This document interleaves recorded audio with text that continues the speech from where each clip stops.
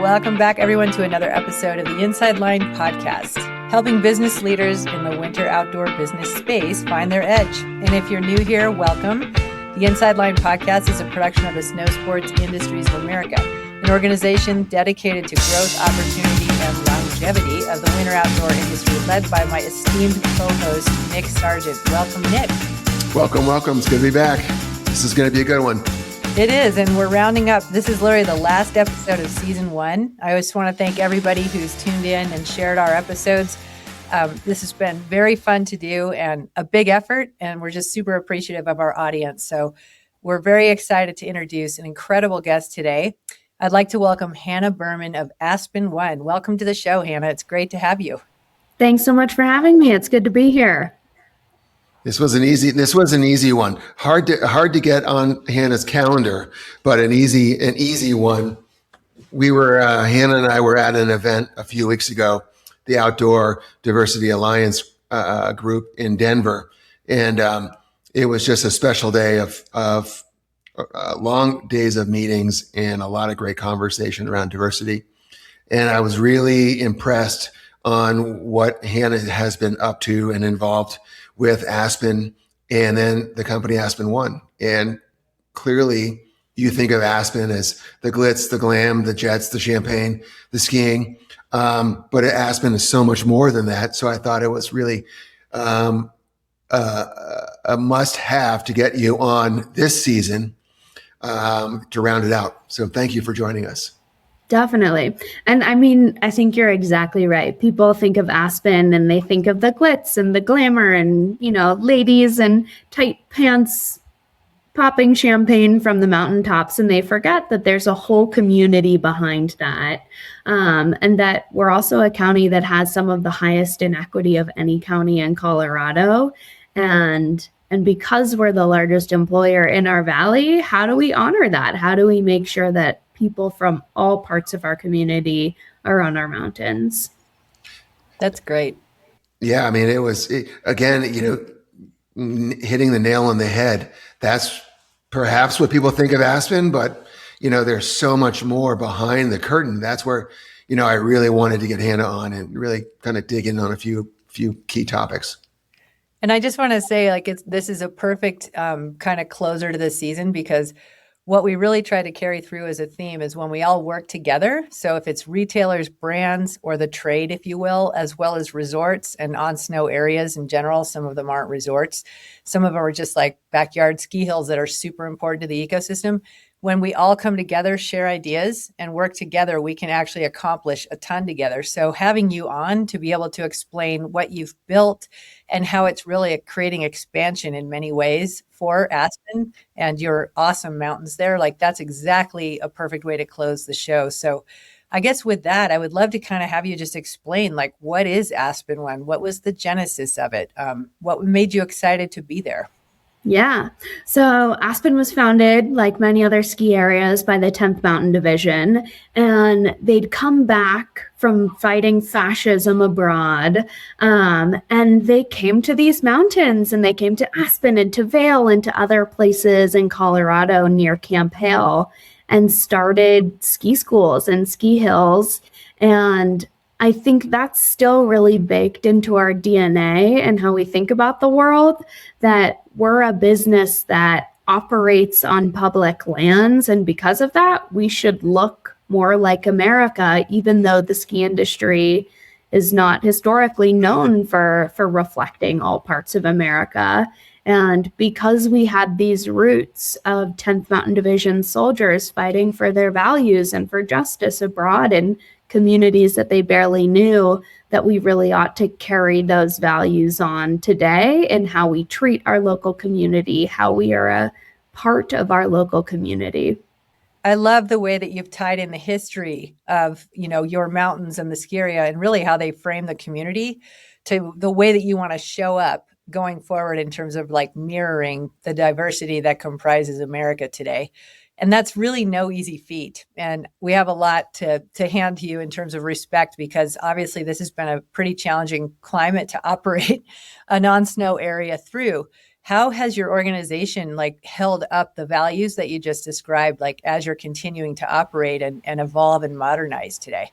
Totally. Well, you can't just have values on your good days. They've got to stick around on your bad ones too. So even though this certainly wasn't a great year for snow, that didn't impact the programs that we host, the nonprofits that we partner with, or things like that, which I was really grateful for, because I think that shows the commitment that we have. We typically host about 6,000 folks for free ski days. The major engine of that community program is through our school ski days. So at Aspen, if you are growing up in the Roaring Fork Valley, we want to make sure that you are on the hill at least once every single year. So we will work with any class or grade from Aspen to Parachute to provide a free ski day with your class. And if that means you need lessons too, that's great. If that means you need mittens and snow pants and a helmet and gear and a bus there, that's great. We will figure that out. And then we also work with various nonprofits, from Ski Noir to Defiende Nuestra Tierra to English in Action, to make sure that the nonprofits that are already out in the community, that have established trust and a relationship with underrepresented groups on the mountain, can facilitate bringing their community members on the hill. So it's a lot of fun, and luckily we were still able to make it happen, albeit on slightly less snow than we normally like to see. That's a busy calendar and a busy chore to get all those groups together, put them on one hill. I know you're not doing it all at once, clearly, but that's a heavy load for you, your team, Aspen, and a great commitment back to the community. Totally. And we definitely can't do it alone. And I think to some degree, it's great if we have a strong program at Aspen, or if other ski areas have strong programs as well. But what we really want to do, and what Nick and I talked a lot about at the Outdoor Diversity Alliance, is change outdoor recreation writ large. So one of the bills that we advocated for a handful of years ago in Colorado was helping direct Colorado lottery funds to support outdoor recreation programming. And it was this amazing full circle moment, because we went to bat for this bill and it passed, and then we helped a nonprofit apply, and then we got to host those students whose bus was then paid for, and we paid for everything on the hill, of course. And so we got to see how advocacy and policy came back around, and helped us do our job of treating the community better on our hills. That's amazing. I mean, talking about bringing it full circle, and from buying a lottery ticket at your local gas station to actually skiing or riding on hill. Unfortunately, in Utah, we don't have gambling or the lottery, so those are funds we're going to have to ask you how that's been working out for year over year. But that certainly, when you think about the greater participation conversation, getting new bodies on snow, giving kids access to all the winter activities that you can participate in on Aspen Mountain, like, not only are you putting your money where your mouth is, but you're putting your advocacy behind it, you're putting the brand behind it, and showing these kids and families that Aspen is committed to participation, to ensuring the longevity of winter sport. Totally. And I think one of our learnings through that process was making sure that people can recreate on their own terms. Like, there are a lot of programs that host kids up to the age of 18. And one of the pieces of feedback we got from our local Latino community is that people are more likely to recreate as a family. And so we changed our program for Latino Snow Day to make it very family friendly, to make sure we're not dividing up kids and adults for lessons, because we wanted it to be relevant to people. We wanted it to be fun and exciting on people's terms, rather than us kind of spinning out the same program day to day. And the Latino community makes up 30% of the population in the Roaring Fork Valley. Is that correct? Yeah, just under that. Mm-hmm. And it just happens to be the largest segment of growth in snowboarding, not alpine skiing, but snowboarding.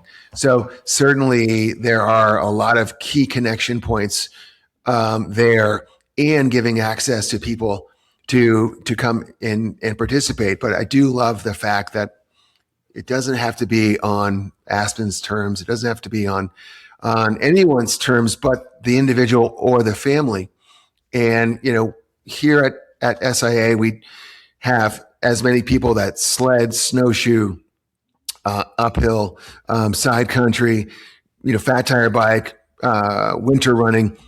I always say, I really don't care what activity you're participating in, as long as you're participating in winter and enjoying being outside due to all the obvious benefits that outdoors provide you. That's a good motto. Well, we're working on it. We're working on perfecting it. But it's a good one. And, I always think one leads to the other, and, a gateway sport to skiing and snowboarding and sledding. And you go sledding, and the second run, you stand up and you eat it, and you're like, okay, that's awesome. I'm going to do it again. And then you convince someone to bring you snowboarding or skiing. So anyway, it's all good. Aside from that, just the commitment to diversity in Aspen, and I know there's the obvious elements of Aspen that we hit on early, but I think just the awareness and opportunity that's right in front of us from a diversity perspective, and being more to all and less to one, you're going to create all tides raise all ships. And the one thing we hear frequently at SIA is we need more participation. We need more people in snow. So how do we get more resorts and more communities, if not mirroring what Aspen is doing, something of that sort? Yeah, definitely. We've been very lucky to develop very good friends and partners that have helped guided this work. So Quincy Shannon, who's the president of Ski Noir, which is a black ski club out of Denver, has been just critical in how we think about racial justice in the ski industry and access and creating genuine relationships. Others have been equally helpful as well.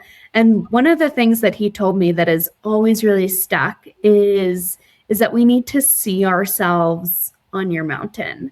And so when we look at your advertising or your Instagram feed or things like that, how am I supposed to know I'm supposed to be at Aspen unless I see someone that looks like me there?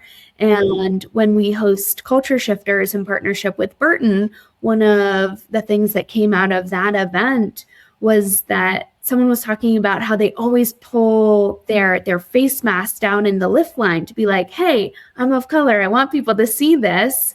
And we were really worried about changing some of our models and some of our photos because we were worried about being tokenizing or disingenuous. And Q really helped us think through that to say, you've got to show the photos first. And the next time I come, I want to do a photo shoot. And so we've really leaned into that.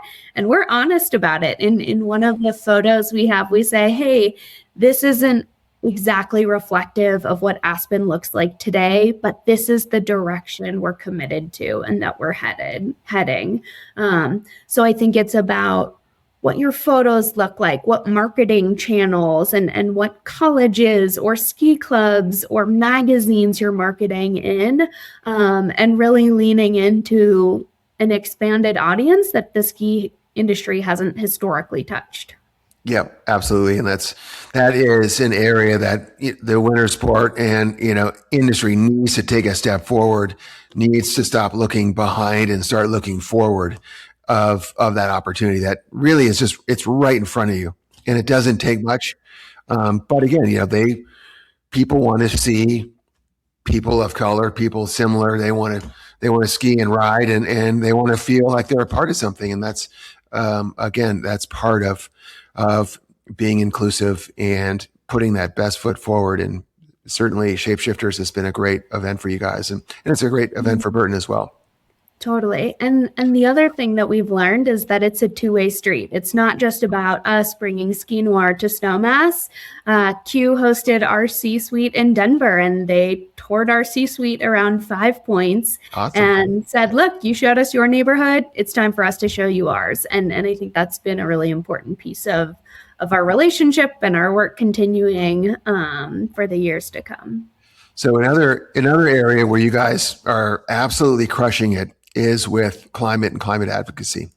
And certainly, as you and I were talking, no snow in Colorado, no snow in Utah.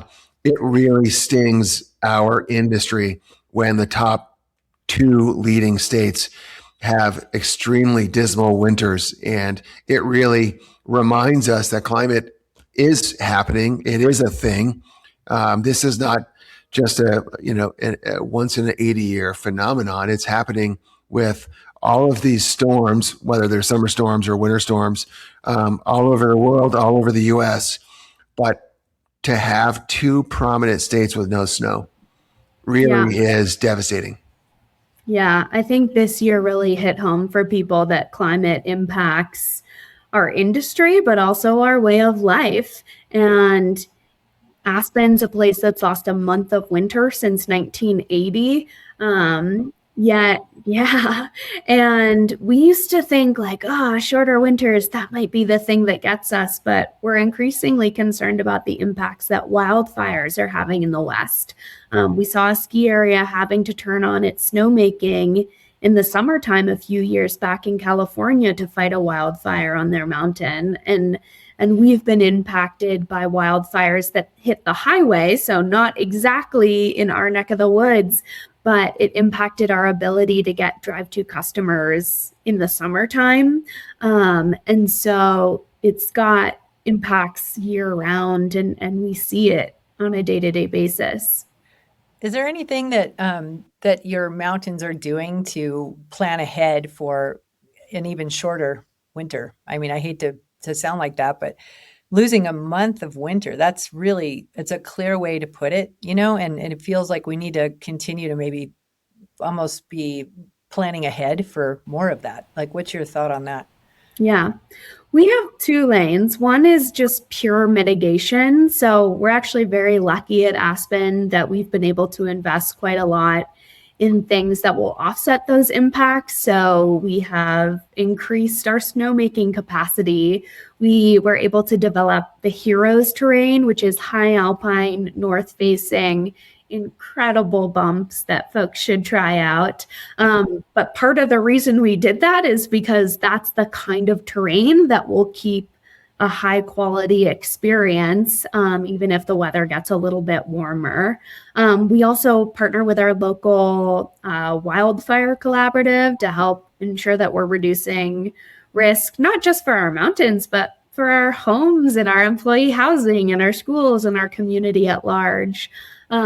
So that's kind of one area of what we're doing about climate, but we could be perfectly mitigated and have perfectly green operations or be net zero tomorrow. And that doesn't get at the larger problem of climate, which is why we've leaned really hard into advocacy, because the decisions and the actions that we and our peers and our policymakers today are going to dramatically impact what our industry looks like in 2050.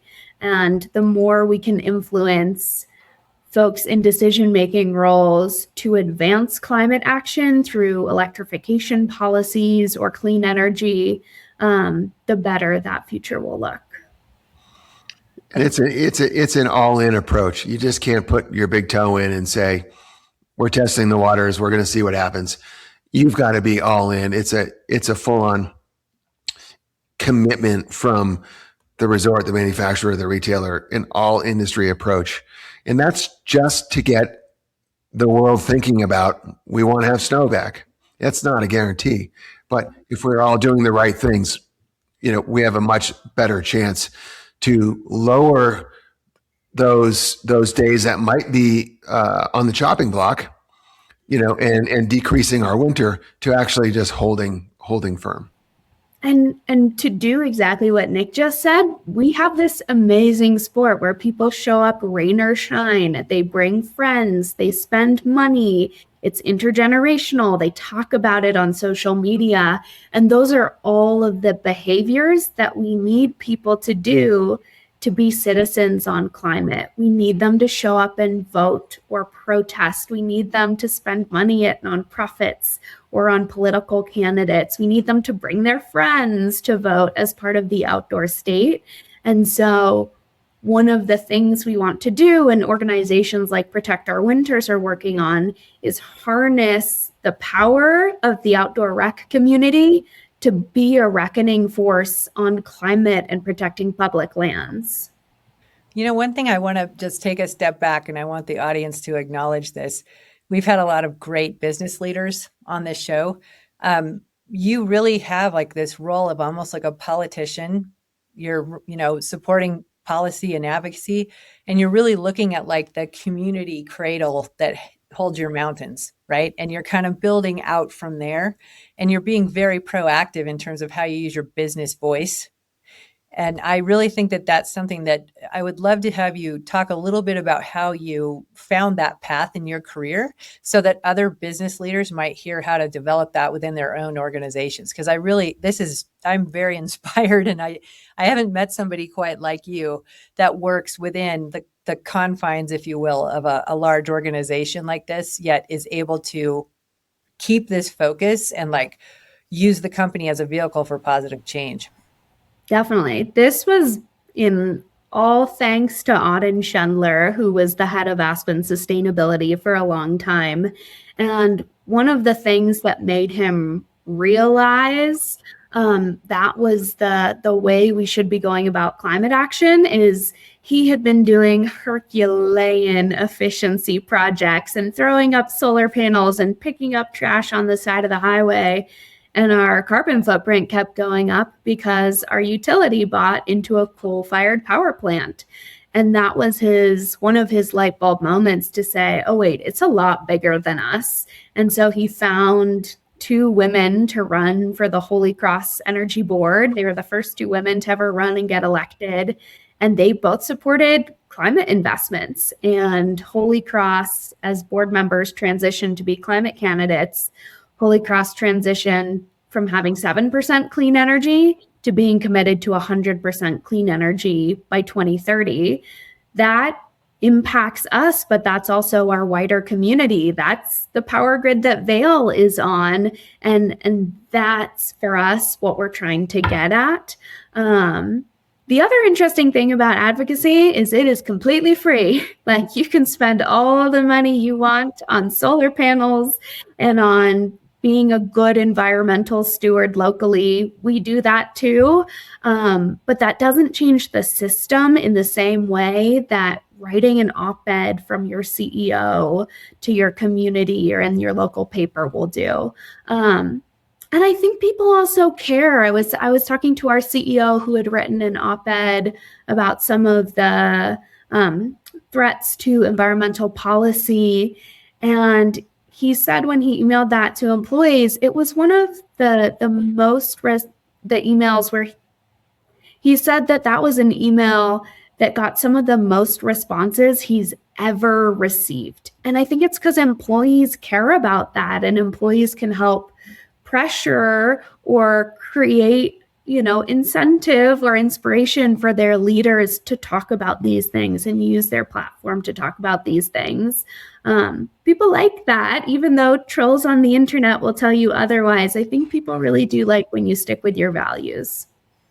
And you certainly are sticking with your values. I mean, your resume reads like a community member's, Bible, all the different work you're doing with the Environmental Foundation, environmental advocacy, community philanthropy,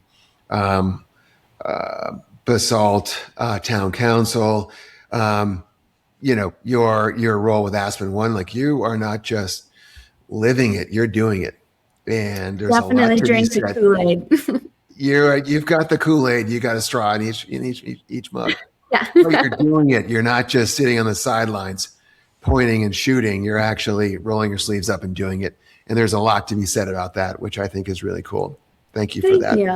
Yeah. Yeah, and it's also I- just really important that other leaders and other organizations can see how this can be developed. And obviously the leadership has to come from the top within the business. But I also love that you're embedded, you grew up in the community, you're embedded there.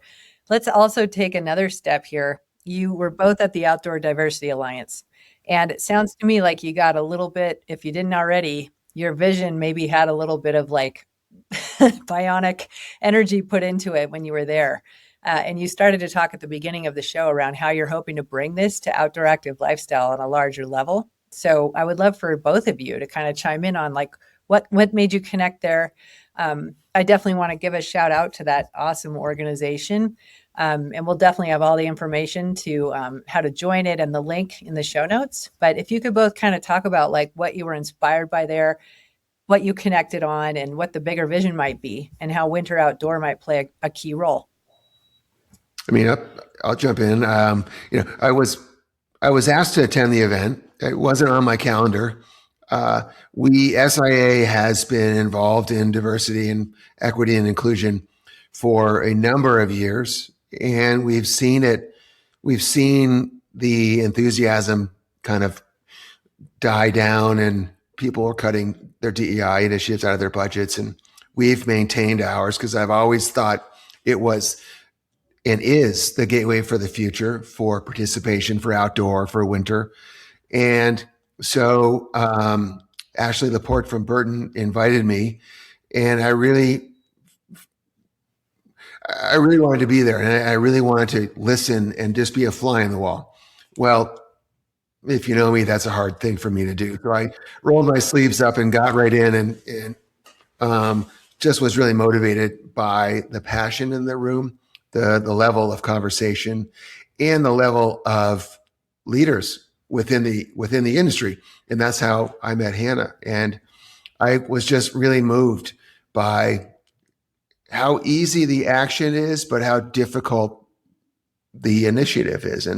And so we made a commitment at SIA to continue to support ODA, continue to be an active voice. And we are actively looking for ways to include people of color and to change the way this industry looks and feels. And so everyone can enjoy how much fun being outside is. Like I said, I don't care if you're snowing or you're walking, snowshoeing, or you're walking or whatever you're doing, as long as you're enjoying the outdoor and the element and the action of, being outside. I mean, Hannah and I were talking yesterday. A lot of people are really uneasy in the outdoors. I grew up in the outdoors and I'm completely comfortable, but that's not for everyone. So I have to take a step back and really look at the opportunities for others and what can we do to make it easier for them to get outside. Totally. And I mean, I will show up to anything Burton tells me to, because I think in terms of a business, we've been longtime partners with them, not just in terms of business, but in terms of how we view the world and how we view the role of business in advancing justice or climate action or things like that. And there's some real powerhouses in that room. And one of the things ODA has laid out is all these different levers that businesses have to impact making the mountains look more like America. And so that is how you hire people. That is how you market. That is how you do your philanthropy. And so I think if anyone at a business is listening to this and thinking like, that avenue is not for me, there are 10 other ways to be a part of this movement and to be welcomed into the movement and keep nudging along progress. That's great. And it's so exciting to think about extending this year round the same way that everybody in winter outdoor thinks about how do I sustain my business year round? Well, this is an interesting business strategy standpoint to look at that and to build from. So I appreciate everything Outdoor Diversity Alliance is offering in terms of creative resources and community. And I just want to make sure everybody goes and checks out their work, because they are definitely doing some incredible work and making a lot of solutions happen. So, looking at that, I love us maybe wrapping up this together by thinking about like the mountain community, right? So there's a mountain community where my mountain is located, where Nick's mountain in Park City, like I'm in Durango, Colorado, here in Aspen, everybody like who visits the mountains, there's a mountain community of people who live there. There's visitors there, but everything about it is like making that more accessible. Also talking about stewardship, as we're like sitting here trying to open the doors for participation, like this stewardship conversation is equally important to like embed in the invitation. And you really combine both of those so well. Is there anything you'd like to say around like how you're trying to increase diversity participation, but also that stewardship mindset? Is that anything that you found some solutions around that you can share? Well, we certainly haven't fixed it, but I think we've tried a lot of different ways to connect stewardship of public lands and the outdoor environment with creating a bigger tent that people are coming into this space for. I think it always starts with, especially when we talk about diversity initiatives, it's not just about getting people in the door. It's about making sure they have a good experience once they're in the room, and that there's a feedback loop that if something happens, we know about it. We know how to get better. That's what it's about. We can be critiqued. We can get feedback. We can get ideas. And that helps us do a better job next time and helps us evolve as times change. So one of the things that we do once people are on our mountains is we try and educate them on climate. So when you pull down the bar on the chairlift at Aspen, sometimes that's an advertisement for some really incredible pasta you can get at Sam's restaurant at Snowmass. But sometimes that's a blurb on why carbon offsets are oftentimes bogus. And this coming summer, our sustainability ad is going to be about the importance of protecting public lands, protecting the federal funding that keeps them operational and that supports the staff that are so critical in maintaining our public lands for Americans' use far, far out into the future. So we're trying to catch people and educate them while they're here in Aspen and they're in this beautiful mountain environment. People often have an open mind, and we want to connect the dots in a very explicit way that if you love this place, you also need to love voting for climate candidates and love writing your representatives about the value of public lands, not only in terms of your lifestyle, but in terms of our mountain economy. We're working with Aspen Center for Environmental Studies on our ambassador program. And this is a new program. Historically, it was mostly just about serving coffee. But this year, we partnered with ACES to be able to give our ambassadors more information about public lands and our local ecology and environment, so we can share that with guests and hopefully help them become environmental stewards. As much fun as they have on our lands, we want them to also be advocates for them and stewards of it. I'm so grateful you're doing that at this critical time. I mean, I don't have to point out the news headlines. Everybody who listens to this show is well aware of them. And being in the room at the SIA Global Summit a few weeks before you two were together, it was heartening and amazing to see that united effort. And it also was amazing to see that there is a community to do this with. I think that some businesses might have been reticent in the recent administration, national administration of, government administration, to use their business voice. But when they see leading companies like Patagonia, like Burton, like Aspen, like when they're doing that, it makes us all feel like we can do it together. And that's when we historically have seen incredible expansion and change come from the outdoor active lifestyle industries. And I feel like your company, Nick's organization at SIA, like we really need that. We need cover to come in and do it together. So that's awesome. And that's the fact that you're extending it, from your community to your guests is really amazing. It really is. That I just wanted to add that and the level of passion that we talk about amongst people that work in this industry or people that pay into this industry or play into this industry. The passion is real, and it's getting people to extend that passion into being better advocates for our sport, our space, the outdoor, the climate, all of the above. And if we could do that, then I think we've got a fighting chance, but also we can get some serious momentum. I love the way that you just put that. And honestly, like Hannah's point around catching people while they're in that environment, having the time of their life, being outside with friends and family and loved ones is the perfect time to deliver that message. From one marketer to another, who's really, you're not a marketer, but in many ways you are, Hannah, because of the experience you're offering your guests. You're putting some incredible pork barreling in there. Yes, we try, and part of it is that a lot of people care, and we want to help individuals understand what meaningful action looks like if you care. So, so often people will wonder, well, what am I supposed to do about it? I'm just one person or one kid or one busy family, and your biggest leverage on climate is not your reusable water bottle, even though I bring mine around religiously.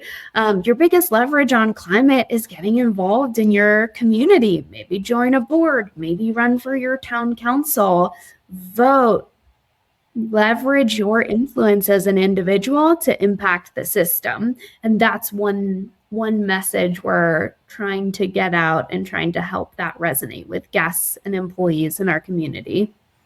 One other thing that's an added bonus to this is it humanizes the Aspen brand and experience, because you really have kind of figured out a way to meld together your local community, the voice and the opportunity to be an advocate, as well as like the on mountain experience extended to as many people within the community as possible. And like, to me, that feels like a hometown mountain. Definitely. And we can always do a better job. One of the things that we're working on is how to get more sustained participation. So it's not just one day. How do we figure out how to help kids go from a school ski day into AVSC, which is our local kids ski club, places like that, to make sure that people can participate on their terms for hopefully as much as they want. Awesome. Well, Nick, I would love to just make sure you've gotten all the questions and points out to your amazing membership and our audience. Well, I knew this was going to be the case. I knew, just scratching on Hannah just a little bit about, one topic was going to lend itself to 5-6 other topics, which again, that's the whole point of this podcast, is to just, hear more from our industry leadership and really get better perspectives from different areas within the industry. And certainly, Hannah, you're like the ideal guest. I would imagine we could keep talking for a few more hours without skipping your beat, but I want to save that for another podcast for you. So anyway, I want to take a moment here to thank you for your time and leadership and everything that you do in your community, and the fact that work is ripple affecting across the country and across the nation. So thank you for that. Well, thank you. I mean, it's amazing that you guys are keeping diversity and climate action a focus and helping get the word out there. So I love chatting with you, and we'll be around. Yes, we'd love to have you back in the next season show. Thank you so much for joining us today. Awesome. Take care. Thanks, Hannah.